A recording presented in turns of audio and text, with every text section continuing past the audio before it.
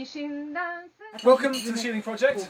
I'm Sam Harrison, the founder, I guess, of the project.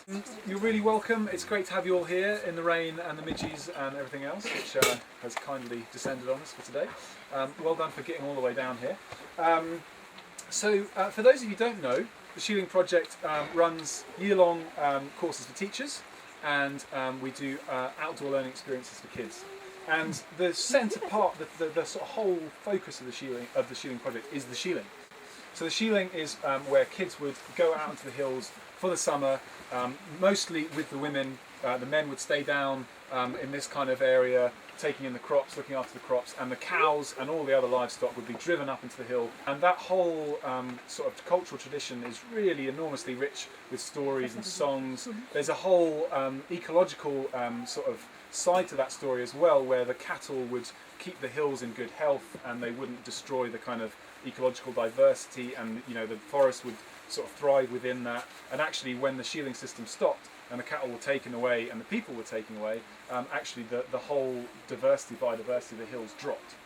So the shieling is a system that's not just about people and culture, but it's about the landscape, the health of the landscape, and the embeddedness of people within that. We run year-long courses. They're accredited by the General Teaching Council, and these guys are going to tell you a bit more about that and what they've been experiencing since September last year. We're delighted to be here today, and thank you for coming and being here as we come to the end of our journey, our professional recognition through the Shieling Project.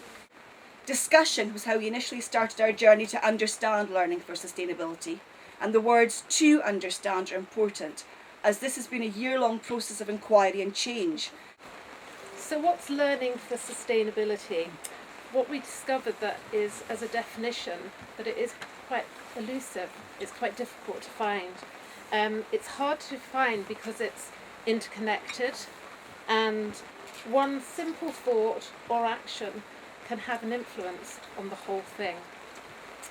It's about discussion, it's about thinking and consideration of challenging questions that can cause us to continually reflect on the impact that we and others have on everything around us.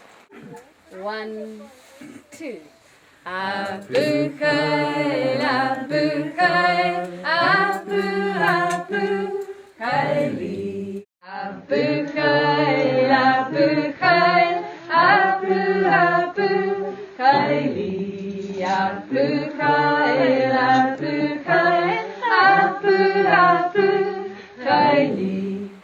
Action research focuses on putting into practice, trialling and experimenting ideas, and at times being met with unexpected outcomes.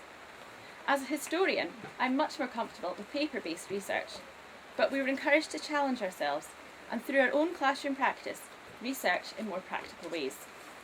As teachers, some of us may have wanted all the answers at the beginning, or for some at least to give us some of them, but it doesn't happen if you're going to come along. He doesn't do that.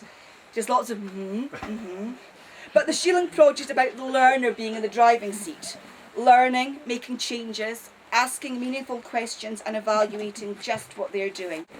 So when you start, just go for it. Just do it. Action research has its rewards in the doing. Abu Khair, Abu Khair, Abu Khairi. Abu Khair, Abu Khair, Abu Khairi. Nishin mires, nishin dansen, nishin fjallega.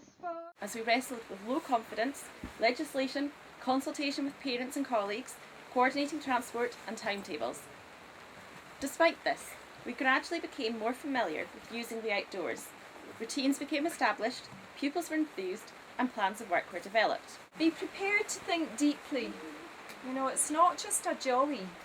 It is actually quite a profound experience, and one where you really have that quality CPD. It's not just a come along. It really does set you thinking, which is great. And it's your reflections that deepen not your own learning, but those of the children, and that empowers them to be sustainable adults. Nishin mires, nishin dansen, nishin fjallega es fors, nishin mire agus dansa an den sare gormokrad. We want to make our students lifelong learners, so in many ways this was an insight in how we should be supporting our children to learn, to inquire, to have the confidence to try, to offer suggestions, solutions, and like us have the resilience to deal with bumps in the road when things go wrong, and to become the people that will help our planet become a sustainable one, whether they're learning indoors or outdoors. And for me, it's quite an amazing experience, especially when you take children up to that Shieling up there and they're sort of walking through the heather and it's quite hard work and they're there and you say, oh, we've arrived at the Shieling, and they're like, oh, really? You know, I can't see anything, I'm just standing in a pile of bracken. But then you actually get them looking underneath that bracken, get them finding the ruins of the huts, telling them the stories, and suddenly that landscape actually comes alive for them. From just being a backdrop, a green thing that they're just walking over, it actually starts to be really powerful. I liked when we stood on the walls of the Shieling, we hadn't had that sense that history and the stories from the hills were right under their feet. So suddenly the children were going out and kind of feeling that sense of history under their feet. Where are the stories and what might that stone be able to tell us, which was great. Aside from being confronted with the harsh realities of the Scottish weather, ticks and horrible mint tea, pupils recognised how experiencing a place can bring its history alive. Abu Khail, Abu Khail, Abu Abu Khaili, Abu Khail, Abu. Perhaps our biggest inhibitor is ourselves and our fear of the unknown. We aren't used to learning for sustainability and using the outdoors as a tool to access learning, but rather see it as something separate and something to add to our already overflowing teaching schedules. Learning for sustainability may not be another subject to fit into the curriculum, but something that can be taught across the curriculum and become a school ethos. Our project is going. It will be going in 10 years' time. For us, the process doesn't end here, but rather we need to consider this as merely the beginning. The day we stop learning is the day we need to stop teaching. Abu Khail, Abu Khail, Abu Abu Khaili, Abu Khail, Abu Khail, Abu Abu Khaili. Nishin mires, nishin dansen, nishin fjallega es fors, nishin mire agus danse, anten sare gormokrad. Abu Khail, Abu Khail, Abu Abu Khaili, Abu Khail, Abu Khail, Abu Abu Khaili.